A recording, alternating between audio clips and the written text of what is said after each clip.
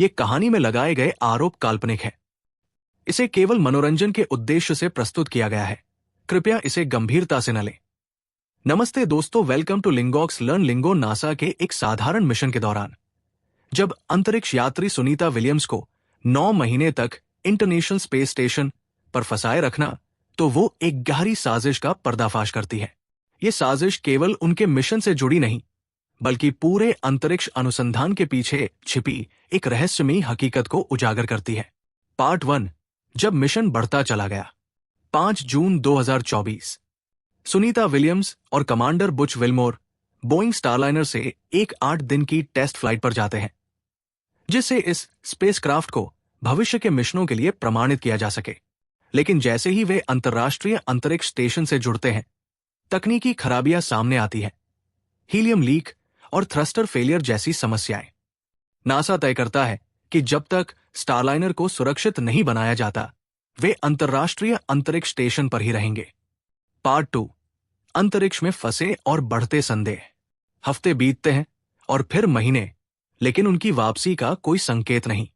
अंतर्राष्ट्रीय अंतरिक्ष स्टेशन पर क्रिसमस और न्यू ईयर के जश्न मनाने की तस्वीरें देखकर धरती पर लोग संदेह करने लगते हैं। क्या यह मिशन नकली है या नासा कुछ छिपा रहा है? सुनीता को अजीब घटनाएं दिखने लगती हैं। गुप्त रेडियो सिग्नल आ रहे हैं, सिस्टम अपने आप रीबूट हो रहे हैं, नासा के संदेशों में छिपे कोड दिख रहे हैं। जब वे मिशन कंट्रोल से पूछती है, तो जवाब बहुत अस्पष्ट और बचाव भरे होते हैं। पार्ट 3, रहस्य से पर्दा उठता है।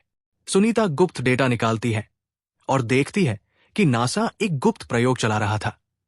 कॉस्मिक रेडिएशन, अंतरिक्ष किरणों का मानव शरीर पर प्रभाव। यह प्रयोग बिना उनकी जानकारी और सहमति के उन पर किया जा रहा था। जब वो कमांडर बुच विल्मोर से इसका सामना कराती है, तो वे कबूलते हैं कि नासा पहले से जानता था, लेकिन इसे गुप्त रखा गया था। अब सुनीता विश्वासघात और गुस्से से भरी होती है।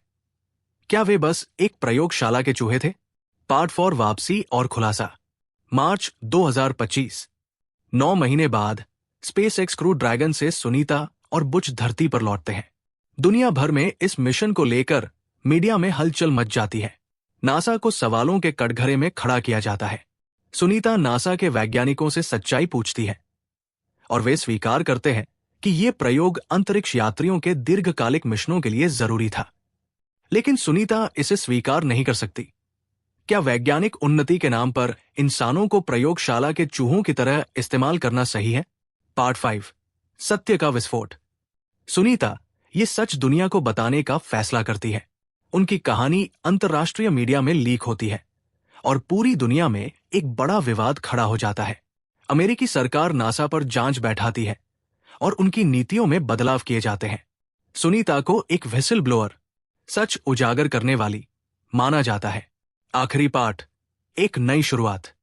सालों बाद जब पहला मानव मिशन मंगल के लिए तैयार हो रहा होता है, सुनीता की लड़ाई का असर दिखता है। हर अंतरिक्ष यात्री को मिशन की पूरी जानकारी दी जाती है। कोई भी प्रयोग उनकी सहमति के बिना नहीं किया जाएगा। सुनीता अंतरिक्ष अन्वेषण में नैतिकता की नई मिसाल बन जाती है।